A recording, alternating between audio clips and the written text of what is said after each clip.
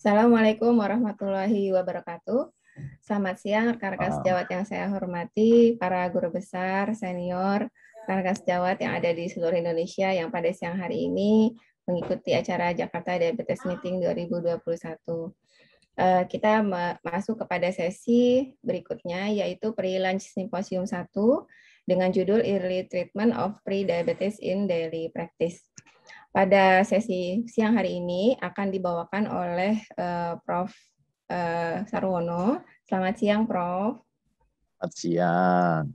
Sehat ya, Prof. Insya Allah, Prof. Ya, Alhamdulillah. Prof. Sarwono seperti sudah kita kenal, Bapak Ibu adalah seorang guru besar di Divisi Endokrin Metabolik dan Diabetes. Beliau telah banyak sekali mengajar kita semua tentunya mengenai diabetes dan juga di bidang endokrinologi. Silakan Prof untuk menyampaikan materinya. Waktunya adalah 20 menit, Prof. Silakan, Prof. Jadi saya mendapat tugas akan mengenai pre-diabetes dengan pengolahan pre-diabetes dengan kardiovaskular saat screen dahulu.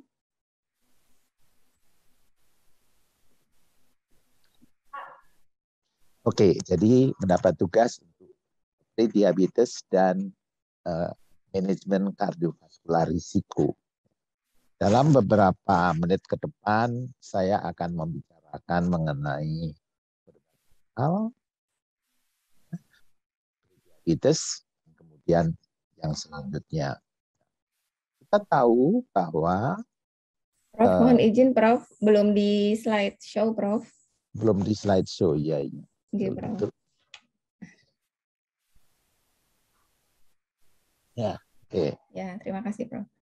Kita tahu bahwa diabetes itu suatu progresif, ya, dimulai dengan mula-mula masih normal, kemudian ada insulin resistant, kemudian ada kompensasi beta sel, tapi suatu ketika kompensasinya berkurang sehingga menjadi pre-diabetes, menjadi IGT dan IFG, kemudian lebih turun lagi sehingga makin lama insulinnya makin turun menjadi diabetes dan kemudian berikutnya malah harus memerlukan insulin.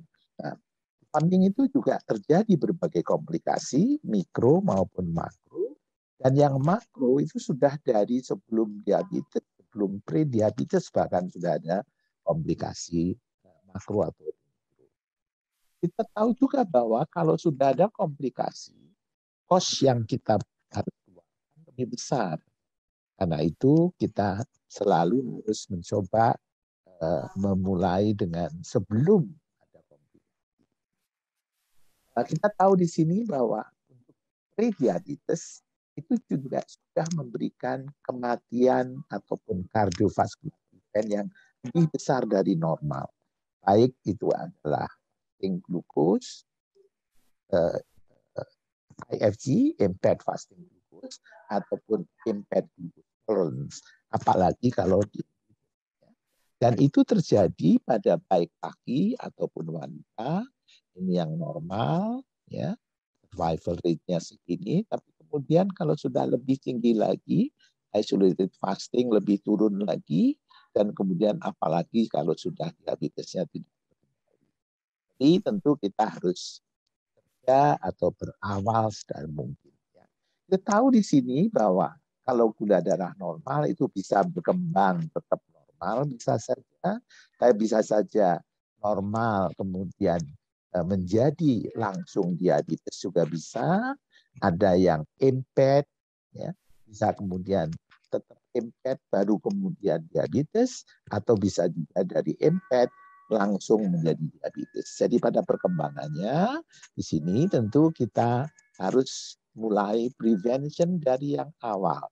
Belum menjadi diabetes, prevention, dan sebelum IGT, primordial prevention. Supaya dengan demikian mereka tidak berkembang menjadi diabetes, kemudian tidak juga berkembang menjadi komplikasi yang terjadi. Jadi kita perlu kerja dari awal. Ya. Nah, bagaimana mencegah komplikasi? Tentu tadi seperti kita katakan, kita harus mencegah supaya tidak menjadi prediabetes, mencegah dari prediabetes tidak menjadi diabetes, dan kemudian kalau sudah diabetes, maka kita harus memberikan penurunan gula darah yang baik. Di samping itu, berbagai faktor yang lain tentu harus kita perbaiki.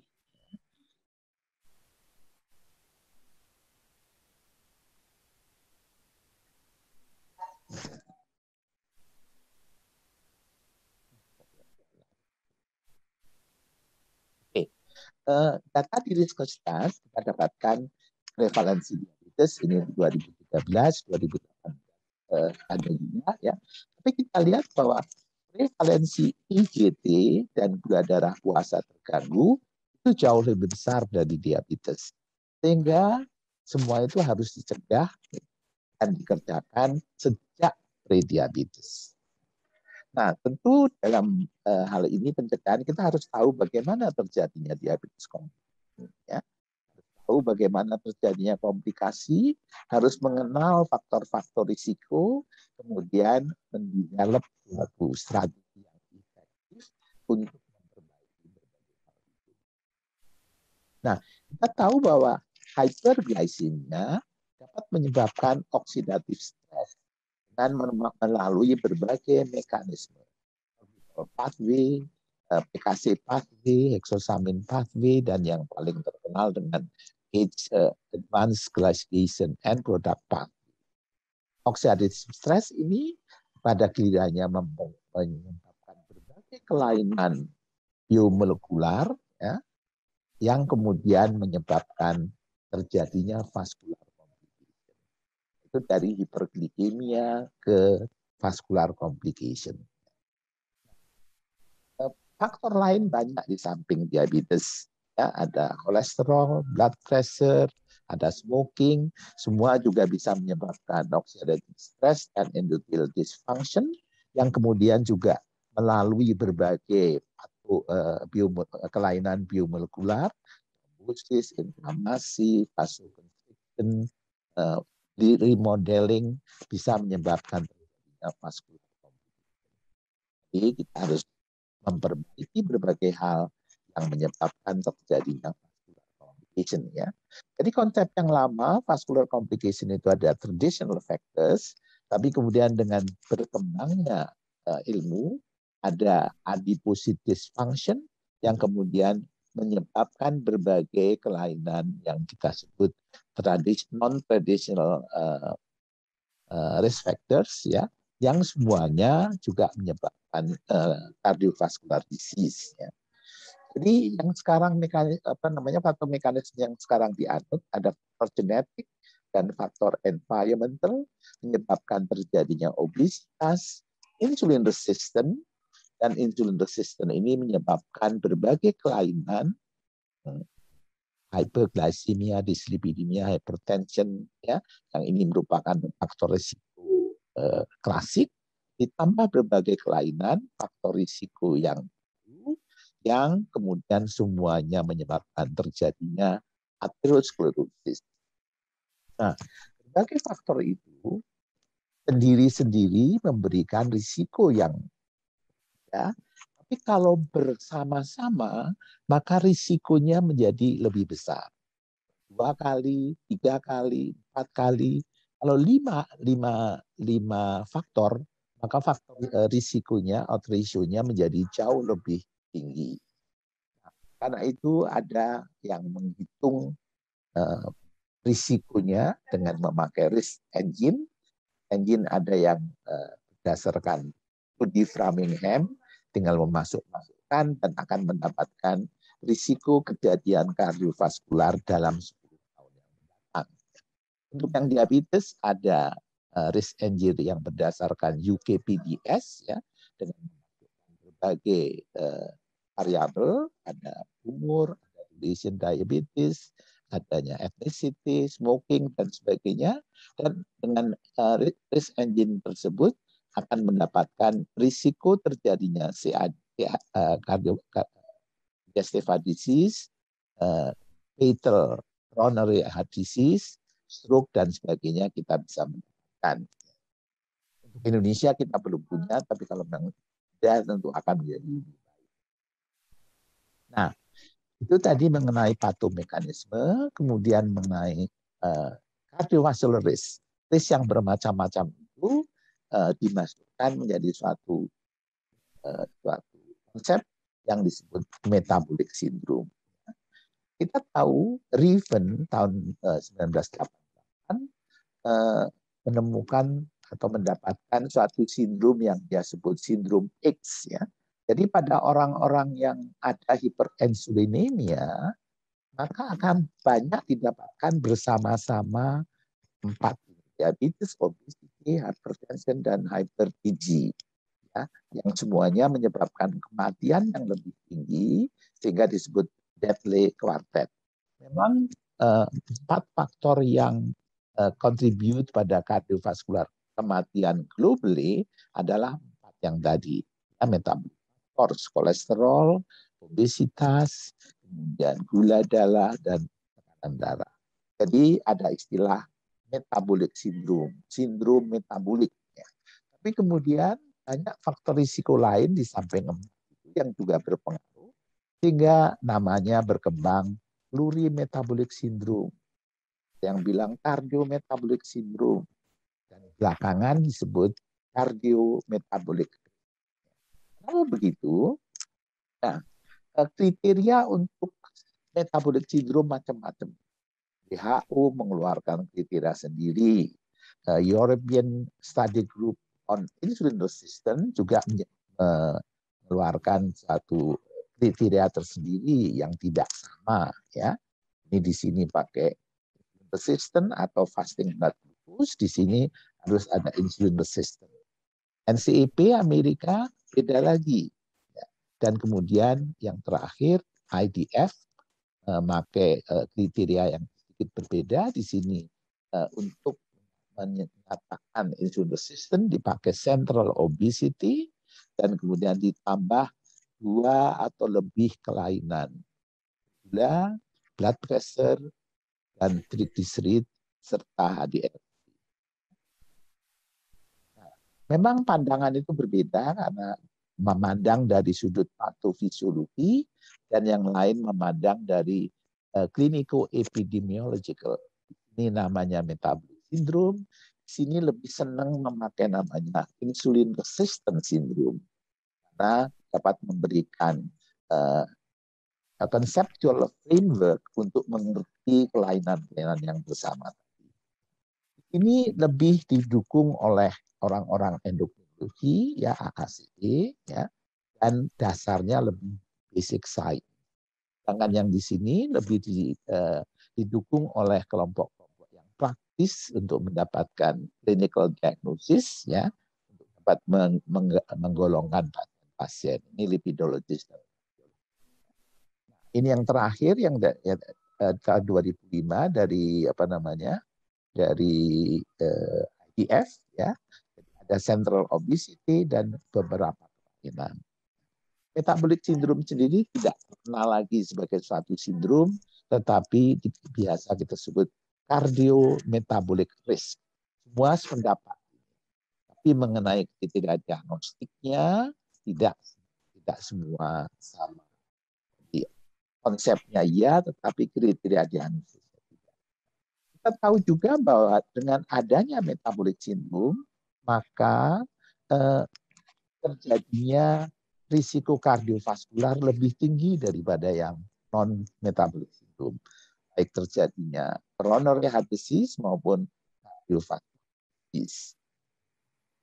Nah, bagaimana manajemennya? Jadi manajemennya untuk mengurangi komplikasi adalah harus mencegah gulanya jangan tinggi, mencegah supaya IGT tidak menjadi diabetes, dan glycemic control yang baik. Dan juga berbagai faktor lain harus diobati dengan baik. Jadi semua faktor ini yang menyebabkan terjadinya cardiovascular risk dan ya cardiovascular harus dikerjakan bersama.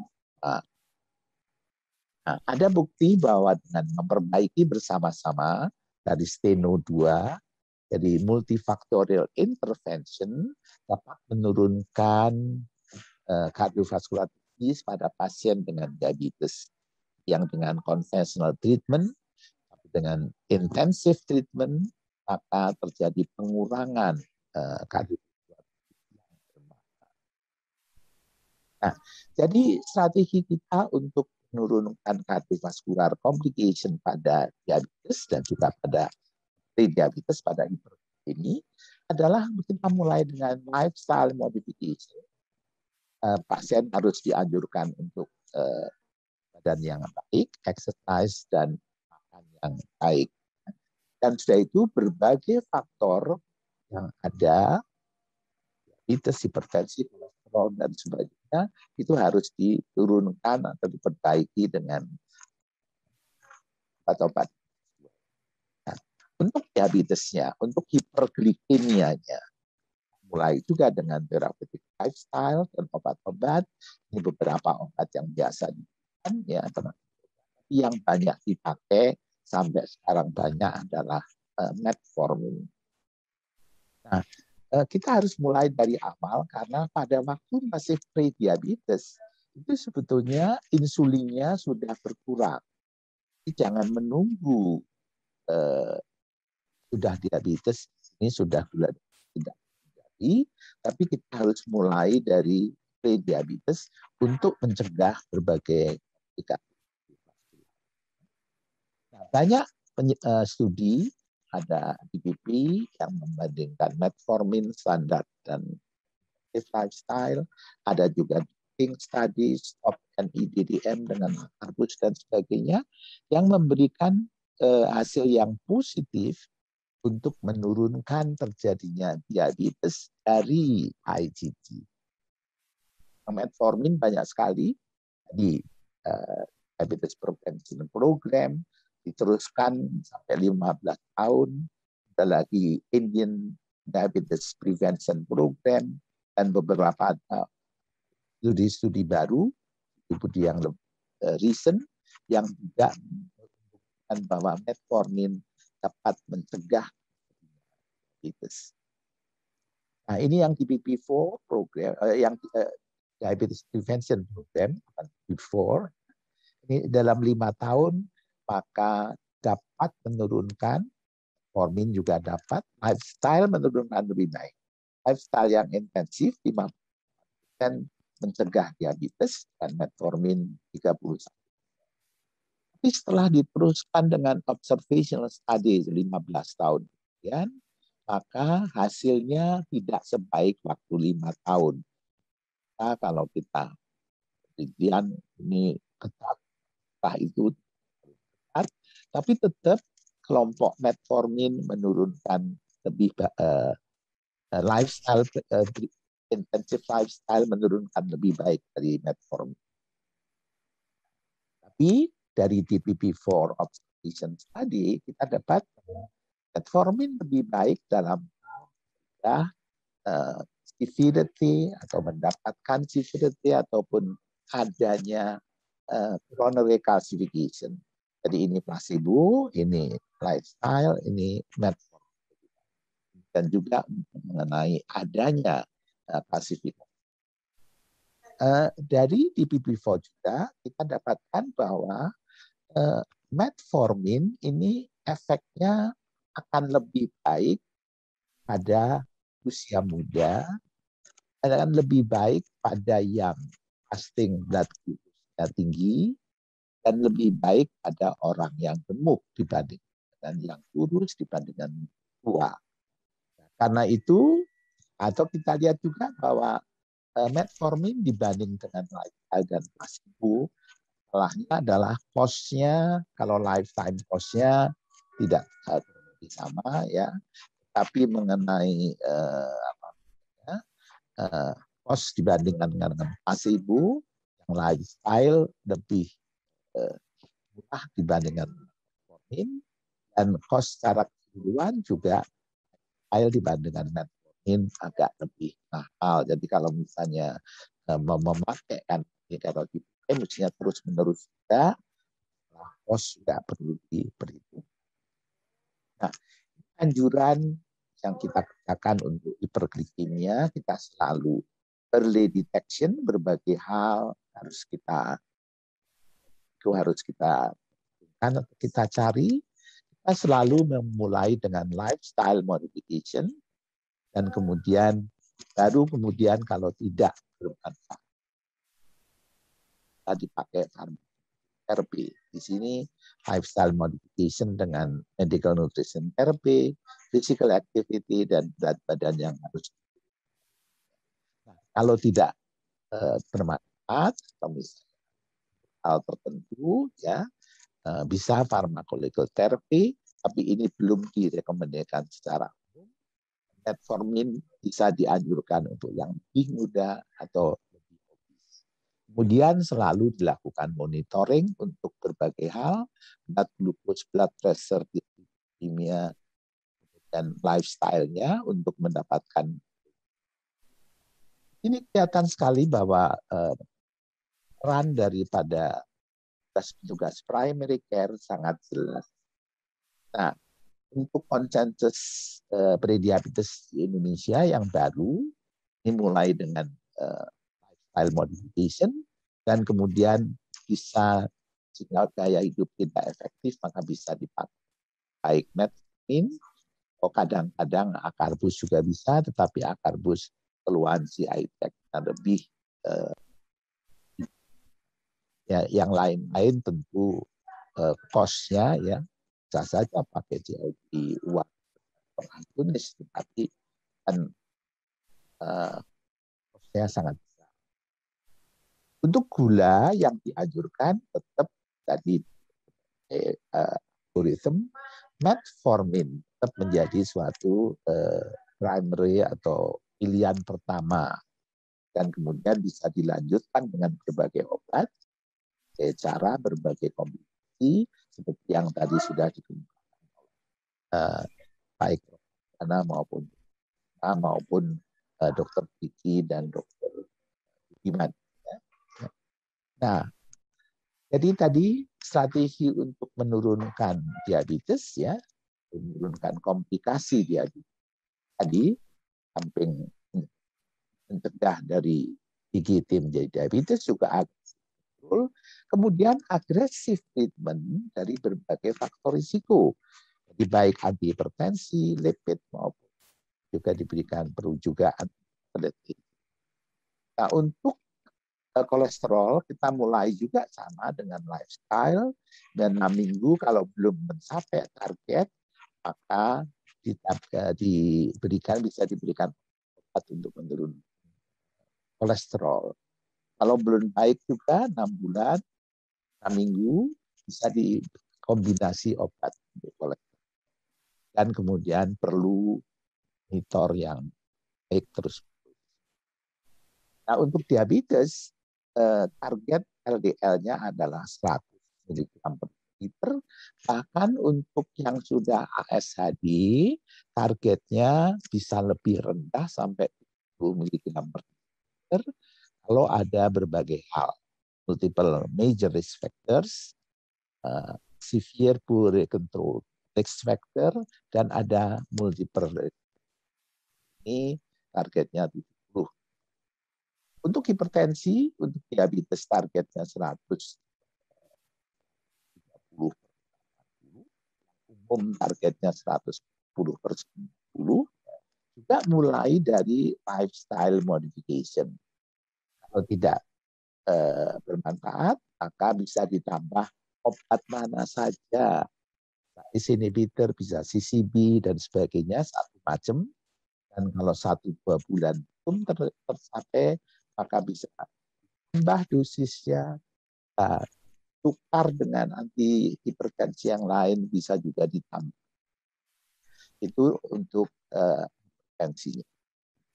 Jadi ini yang baru untuk hipertensi, ya tadi kalau di bawah 110 start one agent, juga lifestyle management, dan kemudian kalau misalnya tidak ada albuminuria bisa yang macam.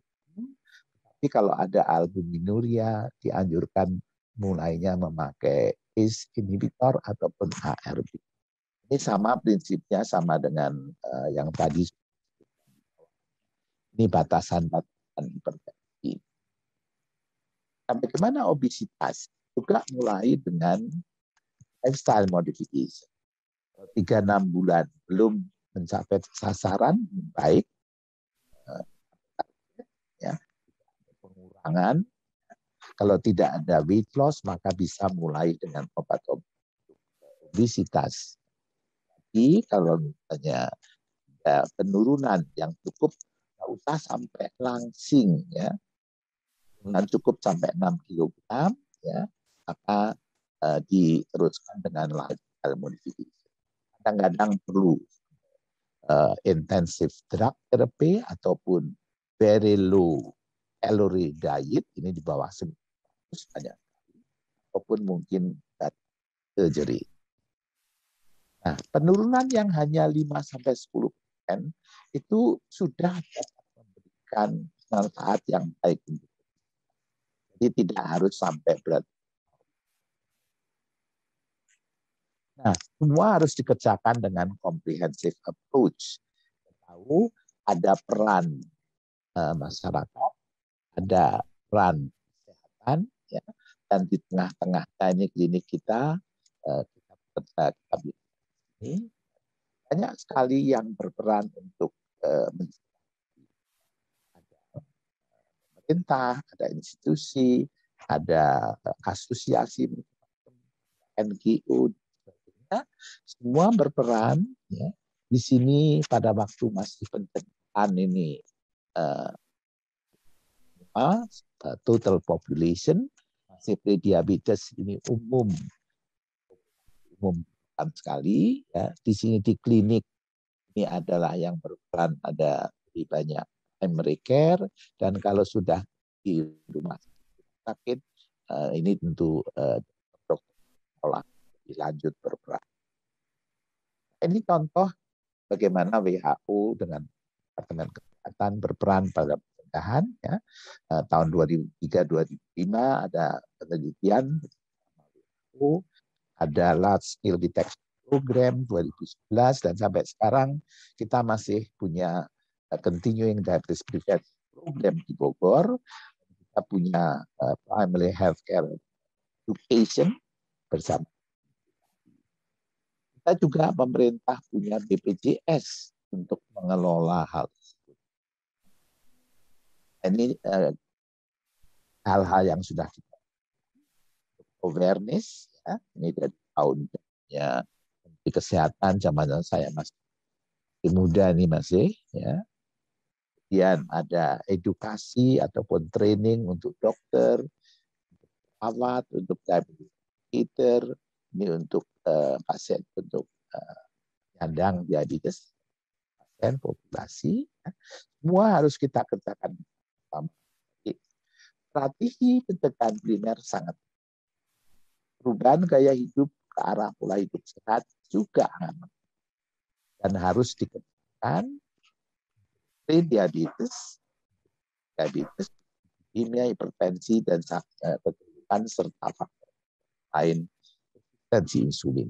Tindakan aktif harus dikerjakan sejak sebelum prediabetes. Pengolahan berbagai faktor risiko juga harus dikerjakan. Terus koordinasi sangat penting, dan yang sebetulnya yang penting untuk pencegahan adalah pada tingkat primer. Ya.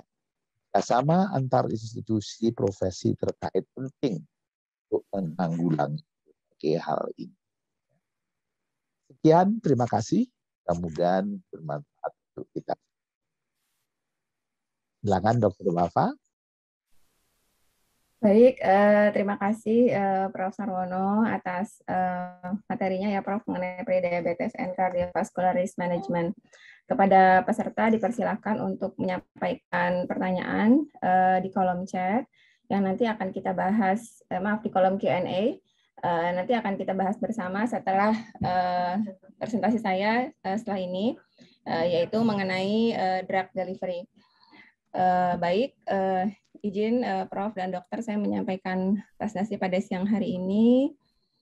Izin share screen.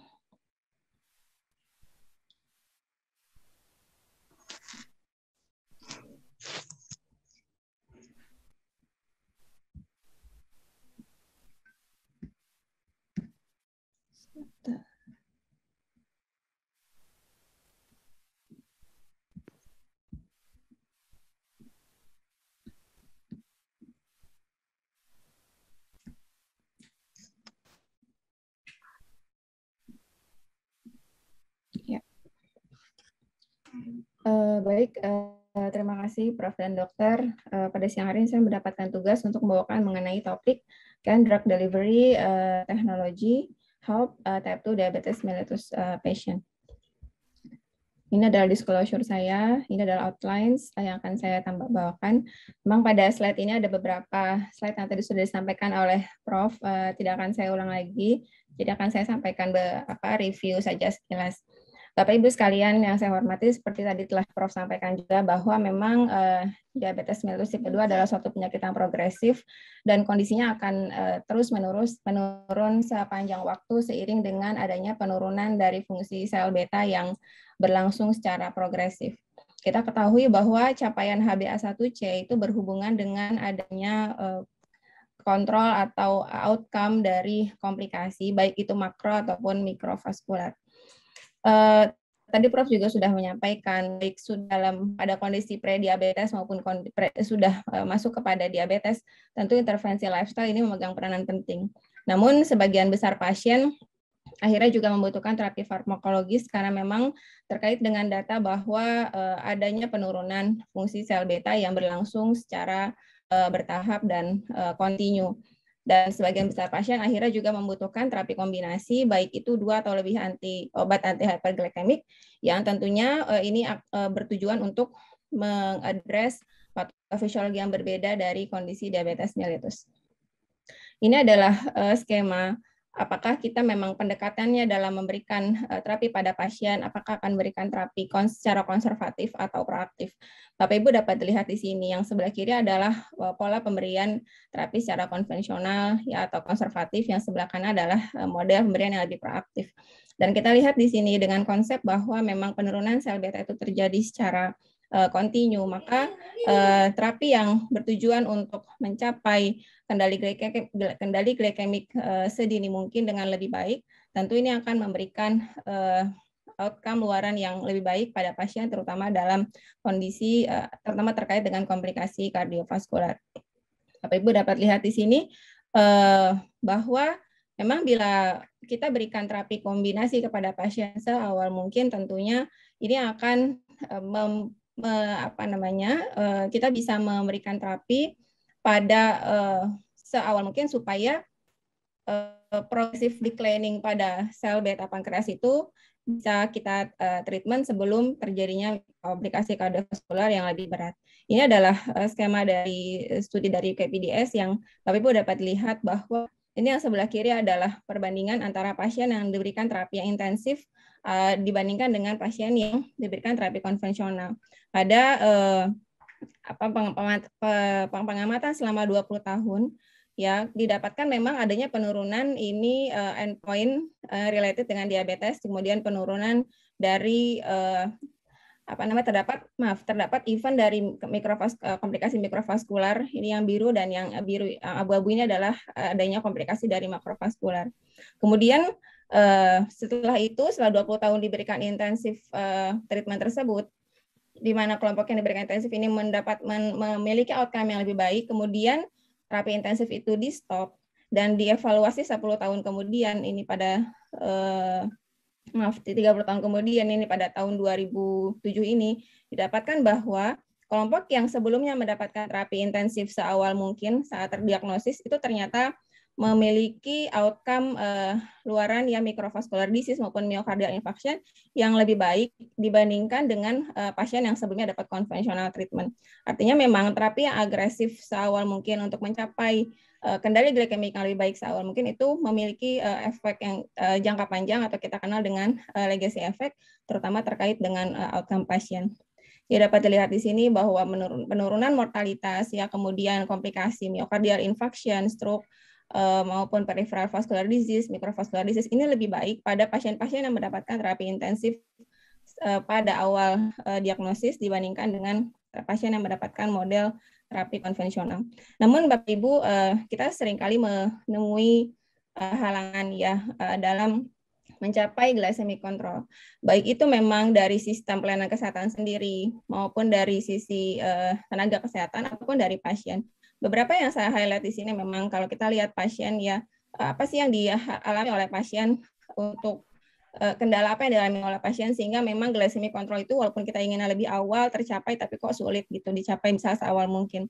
Poin yang cukup di-highlight di sini adalah terkait dengan compliance yang buruk di mana pasien ini reluctant ya untuk mengkonsumsi obat jangka panjang gitu. Kemudian yang kedua tentu adalah lack of adherence terhadap modifikasi lifestyle dan kekhawatiran terhadap adanya efek samping seperti adalah peningkatan berat badan dan hipoglikemia.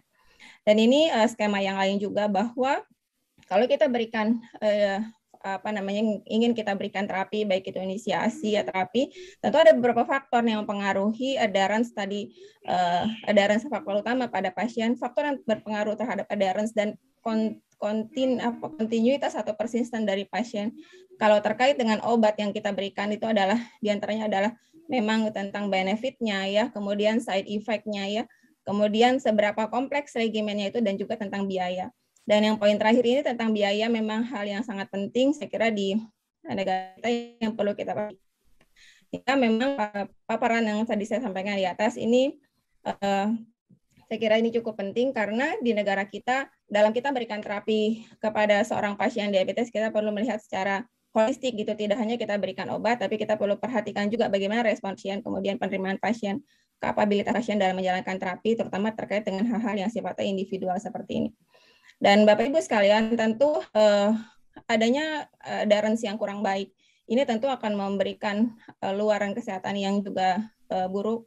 Ya di sini dapat dilihat bahwa memang tidak hanya di negara berkembang saja tapi juga di negara maju bahwa adherence untuk long term terapi itu ternyata memang masih menjadi tantangan yang cukup besar. Dan ini menyebabkan poor health outcome. Diabetes itu progresif penyakitnya. Kalau adherence terhadap pengobatannya buruk, tentu ini akan meningkatkan progresivitas dari penyakit, komplikasi ya, dan juga terkait dengan kapasitas fungsional pasien. Dan ini juga berefek terhadap pembiayaan kesehatan itu sendiri. Kemudian saya masuk kepada topik. Jadi apakah dengan kita memodifikasi ya delivery dari obat itu sendiri ya teknologi yang digunakan untuk memodifikasi delivery obat ini kira-kira apakah akan memperbaiki, apakah akan membantu pasien-pasien diabetes mellitus kita? Ya, memang drug delivery ini improvement dari drug delivery ini dirancang memang untuk mengatasi problem-problem yang ditemui saat pemberian obat anti diabetes terutama yang oral yang dalam bentuk yang dalam model konvensional di mana perlu durasi kerjanya yang singkat ya, kemudian ada perlu frequent dosing, resiko hipoglikemianya ya, kemudian terkait dengan bioavailabilitas dan ikatan protein yang tinggi di dalam darah. Oleh karena itu perkembangan improvement ya pengembangan dari drug delivery ini sebenarnya dilakukan untuk dapat memberikan obat yang bisa dalam constant rate ya dalam durasi waktu tertentu sehingga dengan frekuensi juga yang lebih singkat misalnya atau penggunaan obat yang lebih sederhana ini dapat mempertahankan konsentrasi obat dalam tubuh pasien sehingga ini menurunkan side effect pada pasien kemudian juga tentu meningkatkan adherence. Dan terkait dengan drug delivery teknologi ini kalau dengan untuk oral ini saya kira ada dua yang utama itu terkait fixed dose combination atau kita berikan OAD dengan extended release. Yang lain memang untuk injectable saat ini tidak saya bahas. Dan untuk model kombinasi terapi ini memang mainstay utama tentu pada pemberian terapi DM kita berikan dengan metformin dulu. Dan kombinasi memang diberikan bila kita tentu mendapatkan kegagalan ya saat kita berikan terapi monoterapi kita tidak dapat mencapai luaran terapi A1C 7,5 ini tentu pada umum tentu ini ada sifatnya individual. Jadi bila kita berikan monoterapi misalnya 3 bulan dengan metformin, tadi sesuai dengan konsep seawal mungkin kita berikan terapi yang agresif tidak tercapai, maka disinilah tempatnya untuk memberikan terapi kombinasi. Dan bagaimana sebenarnya peran dari fixed dose combination? Apa memang teknologi untuk membuat drug delivery ini menjadi dari kombinasi 2 obat diminum secara terpisah menjadi 1 obat aja gitu ya, fixed dose combination ini akan memang memberikan manfaat lebih baik untuk pasien. Ini saya coba mencari literaturnya dan ini ada literatur tahun 2021 di PLOS ONE memang dikatakan bahwa dengan diberikan fixed dose combination ini didapatkan adherence yang lebih baik. Ini melibatkan pasien lebih dari 900 orang pasien dengan waktu pengamatan hampir sampai 3 tahun dan didapatkan peningkatannya semakin lama ini semakin meningkat. Tahun pertama pasien yang diberikan fixed dose combination ini adherence-nya meningkat 22%, kemudian tahun kedua 25% dan tahun ketiga 29% pasien. 29% ya adherence-nya. Terutama hal ini didapatkan pada pasien-pasien yang sebelumnya adherence-nya kurang baik, obatnya banyak sekali ya, terutama pada pasien-pasien DM kita ini biasanya obatnya tidak 1 atau 2 ya, dan juga memang memiliki penyakit penyerta yang lain. Ini adalah plot dari Kaplan-Meier dapat dilihat ya yang FDC ini yang warna biru memang didapatkan populasi yang persisten dan di sini jauh lebih baik ya dibandingkan dengan pasien yang diberikannya obatnya secara terpisah.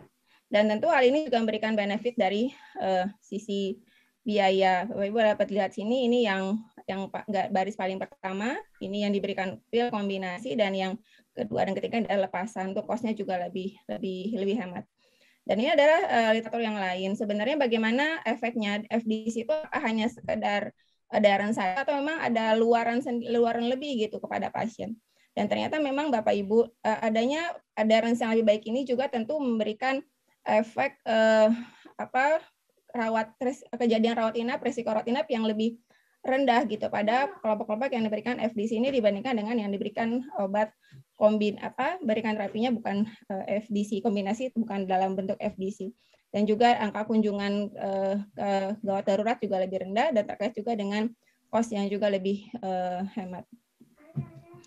Ini saya kira mirip dengan sebelumnya. Oleh karena itu memang pemberian fixed dose combination ini, kalau tadi pertanyaan kita apakah mau memberikan manfaat kepada pasien, saya kira di sini kita bisa mendapatkan jawabannya. Jadi memang pemberian FDC ini tentu ingin mentarget defek patofisiologi yang berbeda ya pada pasien.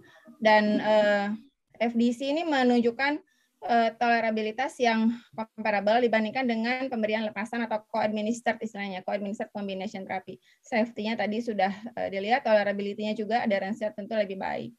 Kemudian dan dengan adanya FDC ini pada dosis yang berbeda, nanti kita lihat ini memberikan kemudahan pada klinisi untuk memberikan titrasi dan juga penyesuaian dosis.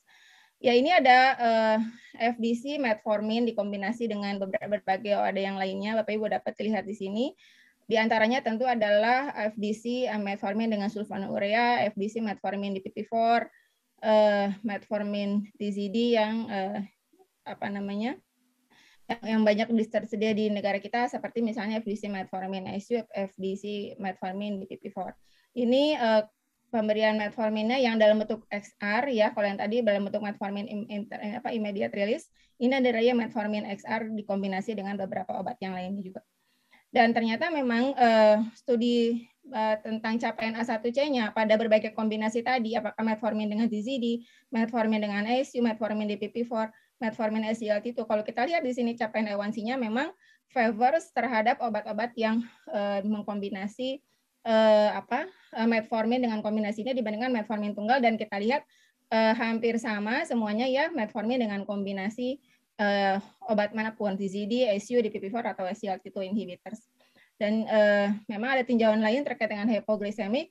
Misalnya di sini kalau metformin TZD, metformin DPP4 ini netral, TZD resiko hipoglikemianya ini tentu lebih kecil ya. Sedangkan memang kalau pengkombinasi antara perbandingan metformin TZD dibandingkan metformin ICU ini memang risiko hiponya lebih besar pada yang metformin ICU. Ini tentang GI side effects-nya. Nah, Jadi yang mana sebenarnya sebaiknya mungkin ya kita mengkombinasi yang mana setelah diberikan metformin, second line terapinya yang mana. Ini adalah data efikasinya ya. Jadi tentu kita berikan terapi yang awal sedini mungkin itu tentu untuk mencapai keluaran yang lebih baik, A1C-nya terkontrol lebih baik ya. Kalau ini dari data yang dikumpulkan untuk SU memang penurunan HbA1c-nya ini cukup besar ya, mencapai 1,5. Ini TZD. Ini kalau diberikan dengan insulin, ini diberikan dengan acarbose, GLP-1 dan meglitinib yang tidak ada. Jadi saya kira untuk metformin dengan SU ini memberikan A1C yang cukup baik. Walaupun ini manfaatnya juga tidak relatif murah, namun memang ada konsen, ada pertimbangan terkait dengan weight gain dan juga hipoglikemia. Dan kita juga pertimbangkan patofisiologinya. Misalnya kalau metformin SU tentu kita memperbaiki tadi resistensi insulin dan defisiensi sel betanya.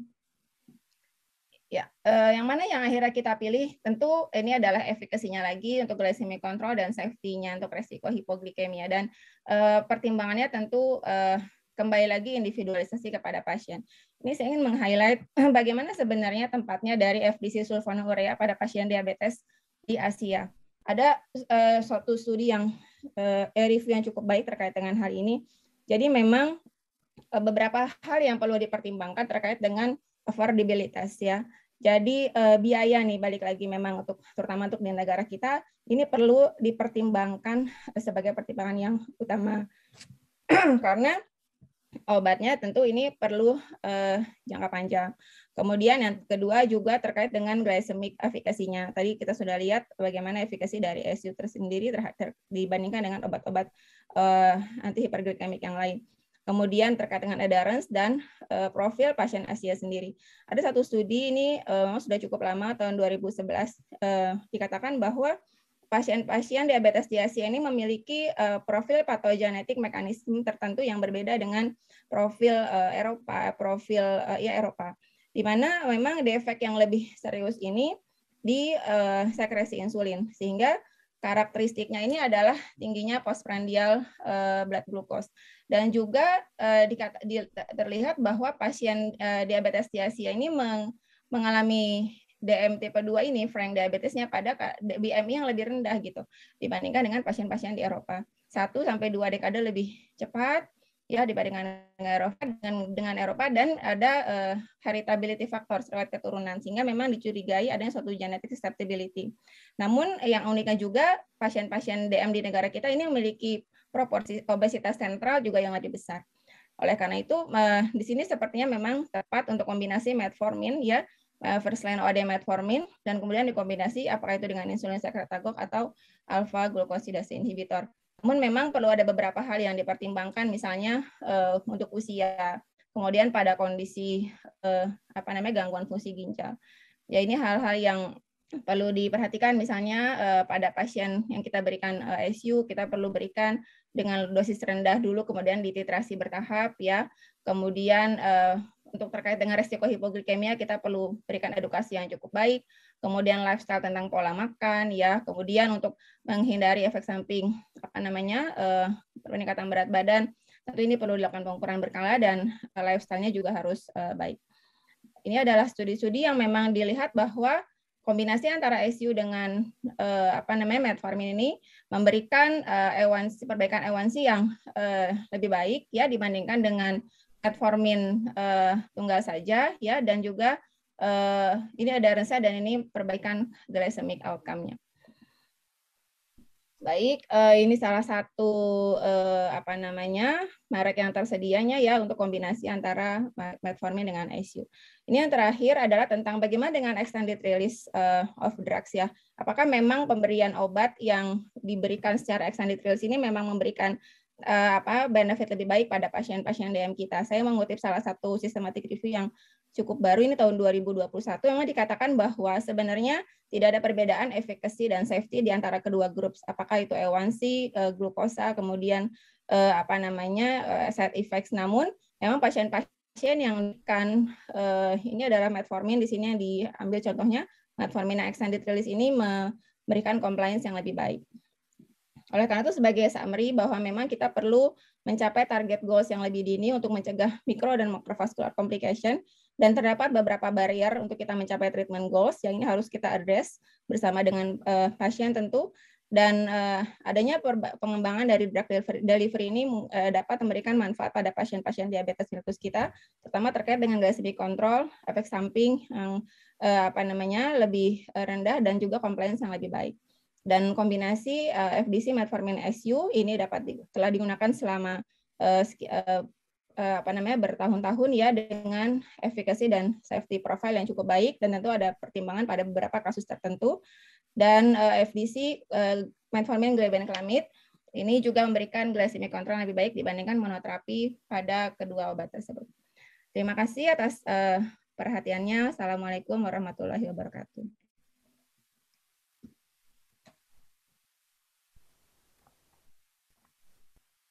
Baik, Prof, kita masuk ke sesi tanya jawab ya, Prof. Ya.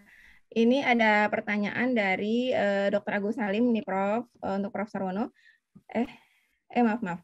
Pertanyaan dari Dr. Daneswara. Selamat siang, Prof. Apakah penggunaan metformin pada pasien prediabetes dapat diberikan pada semua populasi, Prof, atau lebih ditekankan pada profil pasien tertentu? Kemudian dengan dosis berapa, durasi, dan marker apa yang dapat dipantau? Silakan, Prof.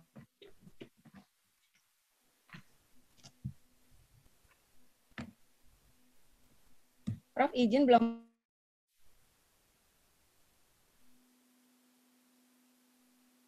Nah, jadi pemberian untuk prediabetes. Nah, untuk yang lain, kan kalau ada kontraindikasi untuk metformin, tentu kita tidak memberi. Yang ada adalah yang prone untuk laktik acidosis. Jadi ginjal misalnya diabetes tapi udah kelainan ginjalnya, tentu kita tidak memberi. Tapi kalau tidak ada kontraindikasi untuk pemberian metformin bisa diberikan siapa saja, ya.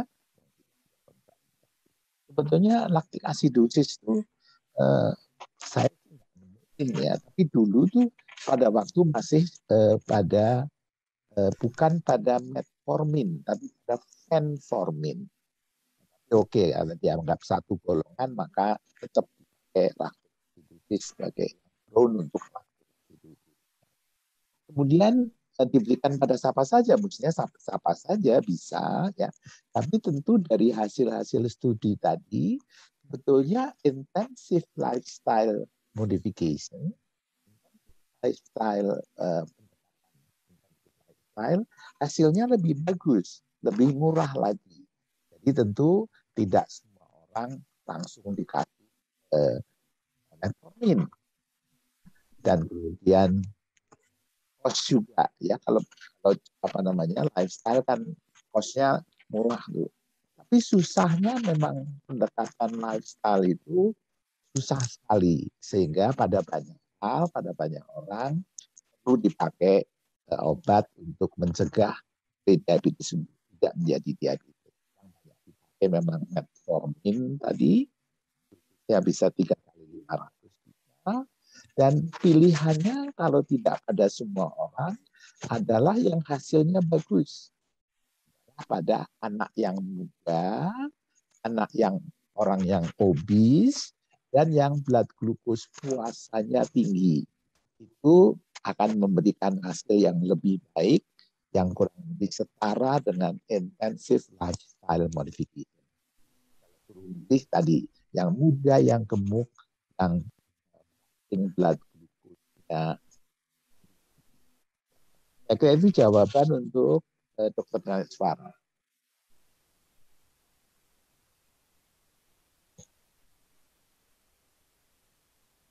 Masih ada? Ada.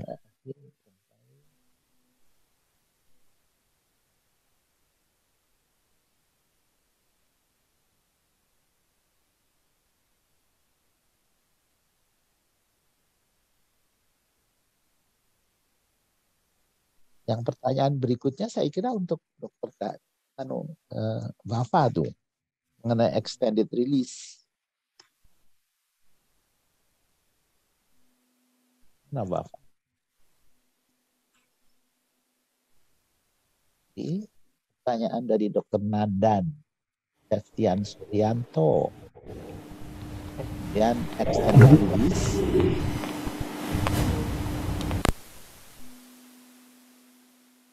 Silakan Dokter Wafa. Izin Prof, Dokter Wafa terlempar Prof. Untuk lempar keluar. Iya Prof. Oke. Jadi pertanyaannya lempar. Apakah perlu penyusuan dosis dari OAD biasa? Misalnya memerlukan konversi dosis. Saya kurang begitu Manu, tapi extended release dosisnya mestinya sama, ya. Hanya ini kan mengenai duration of action-nya. Jadi kalau misalnya katakanlah metformin yang normal kali, kalau sekarang bisa cukup 2 kali, walaupun tentunya kalau dilihat farmakogenetiknya, farmakonya itu bedanya nggak terlalu banyak dari ditunjuk. Silakan Dokter Wafa, pertanyaan yang Prof. Iya, tadi masalah koneksi Prof, sehingga coba gabung kembali. Iya Prof, terkait dengan extended release ya Prof, izin Prof. Ya memang iya Prof, selama ini kan memang sudah cukup banyak ya Prof digunakan terkait dengan extended release-nya, dan studi-studi memang ada yang menyatakan lebih baik misalnya terkait dengan luarannya Prof, glycemic control-nya. Namun saya coba lihat ternyata ada systematic review yang terbaru Prof 2021 ini, dan ternyata tidak ada perbedaan bermakna nih Prof antara efficacy dan safety-nya, walaupun ada lebih baik Prof untuk extended release ini dalam hal adherence Prof. Begitu. Jadi mungkin karena 1 kali sehari ya Prof. Jadi itu studinya cukup baik sih Prof, sampelnya cukup banyak juga, dan dia membandingkan Prof yang extended release dengan yang immediate release ini dosisnya sama Prof. Dosisnya sama, dan dibandingkan tadi luaran glycemic, A1C, kemudian side effect dari metformin itu sendiri, yaitu Prof ternyata adherence-nya saja yang lebih baik, tapi luaran yang lainnya sama saja. Jadi saya kira sih ini kita juga bisa menggunakan berarti Prof kalau memang sama efficacy dan safety-nya, berarti kita berikan misalnya extended release pada kondisi pasien misalnya ingin 1 kali sehari gitu ya Prof ya, dibandingkan harus 2 atau 3 kali sehari, ternyata efekasinya juga lebih baik. Sama saja Prof, maaf, tidak lebih baik ataupun tidak lebih rendah dibandingkan yang immediate release Prof. Demikian. Ya, saya sependapat, dosisnya efekasinya sama. Mengenai tadi bioavailability-nya tadi ya, 1 kali sehari. Kalau saya lihat bioavailability yang mereka tunjukkan antara metformin biasa dan metformin XR, bedanya memang. Nah, jadi itu ya nggak tahu dah. Dan terima kasih. Terima kasih Prof. Ya, silakan Bapak Ibu yang ingin bertanya kembali. Izin di kolom Q&A saya belum ada pertanyaan lagi Prof. Apakah mungkin saya terlewat Prof? Ya, dari saya juga yang tadi yang dari Dr. Danes Farah, saya kira Prof. sudah terjawab. Yang lain adalah yang berapa ada lagi. Iya, baik Prof. Prof, kita masih ada waktu, ini acaranya sampai jam 12.28 Prof. Jadi masih ada waktu sekitar 5 menit lagi. Baik Prof, ini pertanyaan dari Dr. Syahril Muhtar Prof. Sampai nilai kreatinin berapa metformin masih dapat diberikan Prof? Silakan mungkin Prof. Sarwan. Yang biasa dipakai adalah dihitung laju filtrasi glomerulus. Kalau di atas 60 itu aman-aman, nggak apa-apa. Bawah 30 udah tidak diakui. Kalau antara 30 45 mungkin perlu dosisnya dikurangi bisa saja. Di batasan tidak diberikan adalah laju filtrasi glomerulus. menambahkan.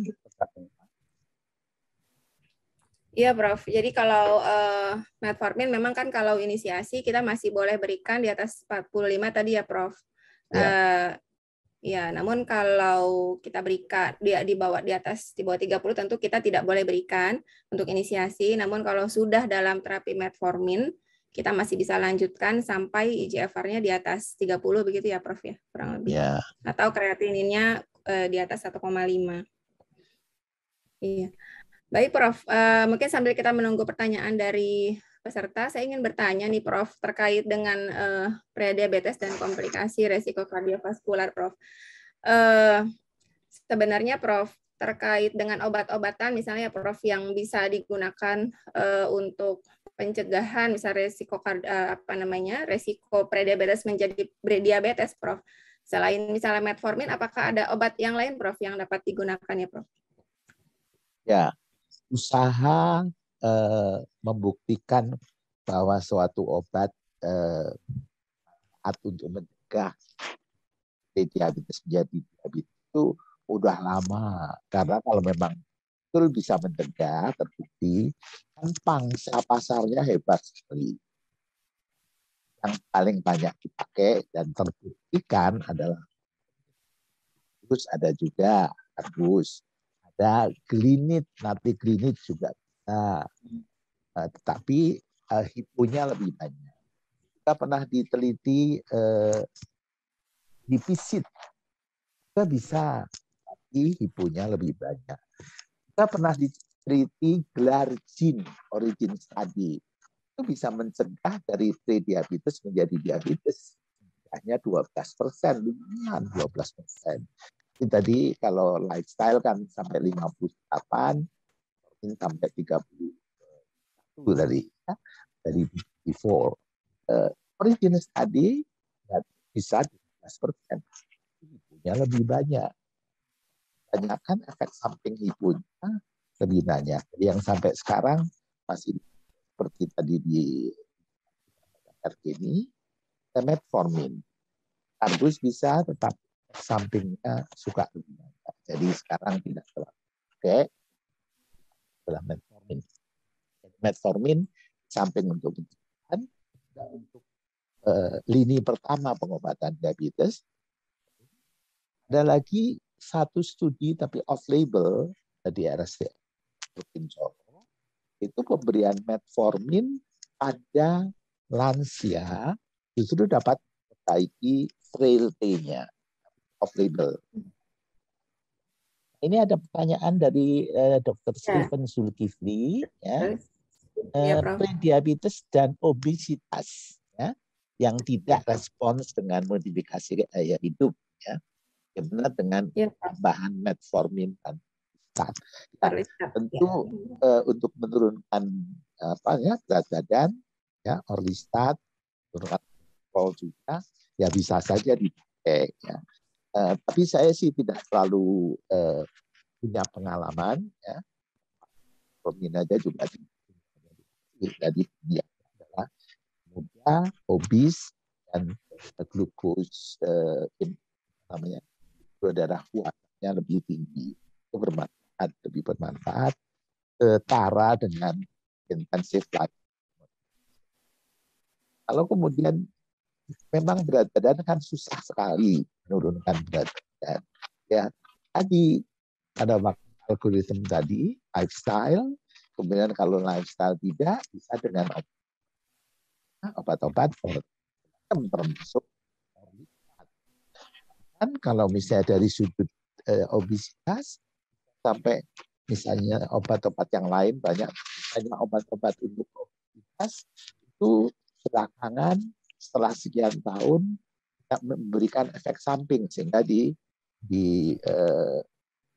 ditutup dari peredaran, ditarik dari peredaran. Orlistat masih bisa dipakai.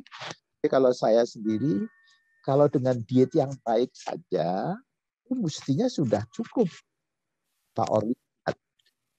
Kalau misalnya sudah merasa pakai orlistat, dietnya nggak baik, ya kurang banyak, kurang. Nah, lagi Kalau dietnya masih lemaknya, maka ya efek samping dari orlistat menjadi mana-mana kursi pada kotor semua karena banyak. Itu Baik, pendapat saya mengenai metformin dan baik. Terima kasih, Prof. Jadi memang lifestyle dulu ya, Prof, ya, itu yang lebih ya lifestyle penting. Pun susah, baik. tetapi Iya, tadi penurunan 6-10% saja itu iya, manfaatnya sudah banyak sekali. Baik baik. kolesterol, hipertensi maupun kardiovaskular, semua manfaatnya sudah kelihatan. 6-10%. Jadi kalau dari berat badannya dari 100 itu turun sampai 90 lumayan.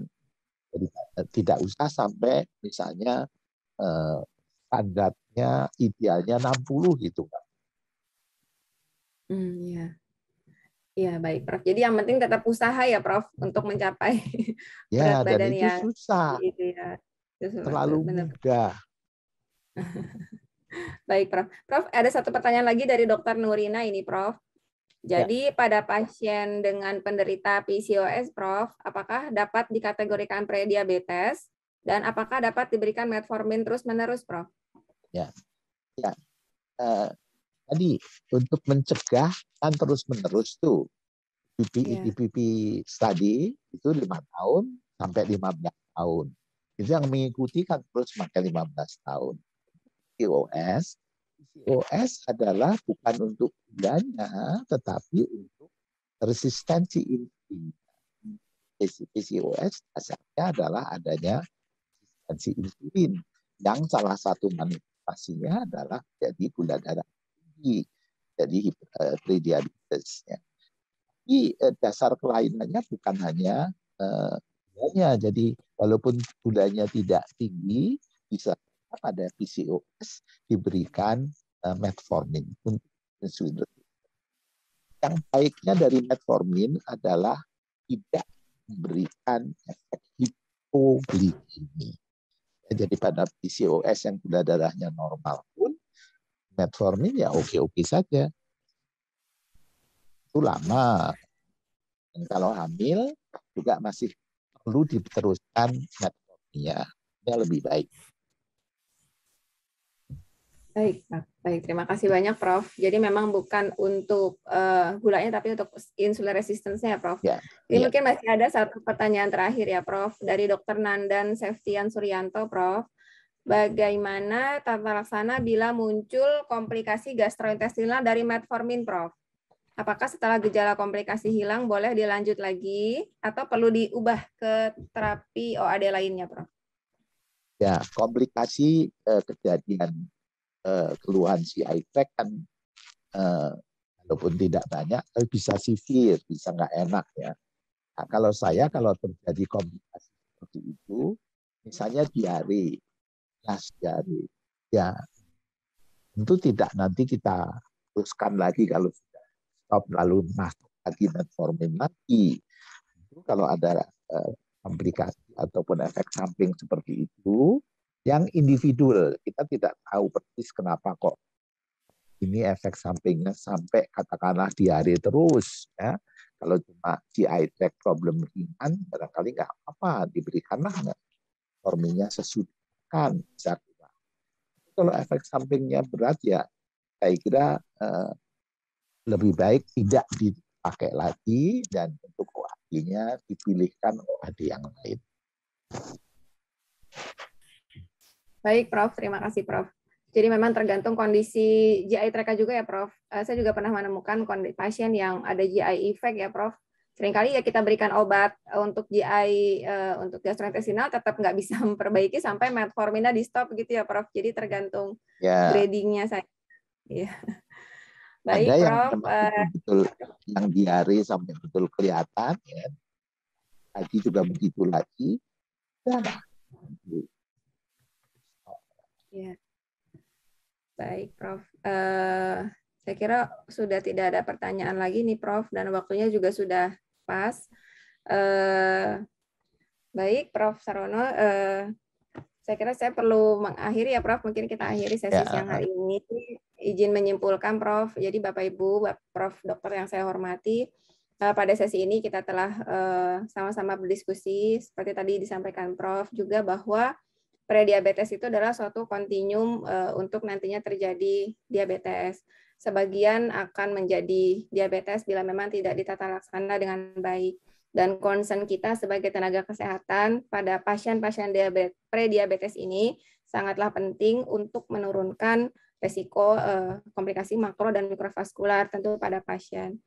Dan yang kedua terkait dengan kombinasi fixed dose combination pada pemberian metformin dengan sulfonylurea, salah satu dari jenis kombinasi dalam fixed dose combination ini juga memberikan capaian kendali glikemik yang baik dan memberikan adherence yang lebih baik juga pada pasien, sehingga diharapkan pasien-pasien diabetes kita mendapatkan outcome yang lebih baik juga dengan terapi yang lebih kontinu. Baik, terima kasih atas kesediaannya pada siang hari ini Prof, atas ilmunya dan pencerahannya bagi kita semua. Mohon maaf atas segala kehilafan, semoga bermanfaat bagi kita semua. Wassalamualaikum warahmatullahi wabarakatuh.